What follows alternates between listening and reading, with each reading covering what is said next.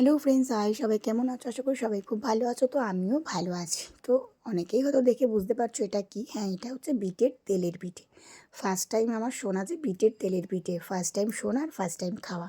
আমার বৌদি প্রথম আমাকে বানিয়ে খাওয়ালো, আমার এত ভালো লাগলো, তো ভাবলাম যে চলো আমিও একটু ট্রাই করে ফেলি। আমি যেহেতু পিঠে খেতে ভীষণ ভালোবাসি, তো আমাকে যেহেতু বৌদি খাইয়েছে, আমি ভাবলাম নিজের হাতে একটু বানিয়ে দেখি কেমন হয়।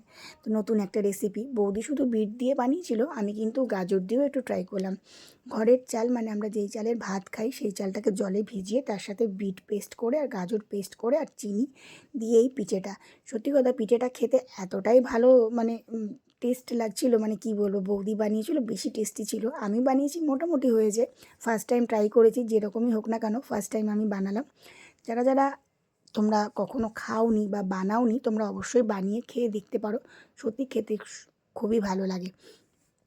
যাই হোক, পিঠেটা খেতে আমি ভীষণই ভালোবাসি, তাই ভাবলাম যে চলো বানিয়ে ফেলো, অনেকটা হবে আর 2-1 দিন রেখে খাওয়াও যাবে, তাই না? তো চলো, সবাই ভালো থেকো, সুস্থ থেকো। ভিডিওটা কেমন লাগলো অবশ্যই কমেন্টে জানিও। আর যারা যারা ট্রাই করোনি অবশ্যই ট্রাই করে একবার দেখো, রেসিপিটা বানিয়ে দেখো, আশা করি তোমাদের ভালো লাগবে।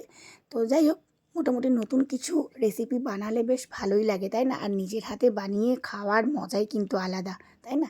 তো চলো, সবাইকে টাটা, সবাই ভালো থেকো, সুস্থ থেকো। আবার নতুন কোনো রেসিপি তোমাদের সামনে নিয়ে আসবো। হ্যাঁ, আমি কিন্তু খুব ভালো যে রান্না করতে পারি তা নয়, বাট যতটুকুই পারি নিজে হাতে করি, তাই সেটাই তোমাদের সঙ্গে একটু শেয়ার করি। তো চলো, আজকের জন্য এই পর্যন্তই, সবাইকে টাটা। আর পারলে তোমরা একবার ট্রাই করে দেখো, তোমাদের আশা করি ভালো লাগবে। আমার তো ভীষণ ভালো লেগেছে, আর আমার বৌদির হাতের টেস্ট অন্যরকম, আর আমার হাতের টেস্ট অন্যরকম। বৌদির পিঠেটা ছিল অনেক সুন্দর, অনেক ভালো, অনেক টেস্টি। তো চলো, সবাইকে টাটা।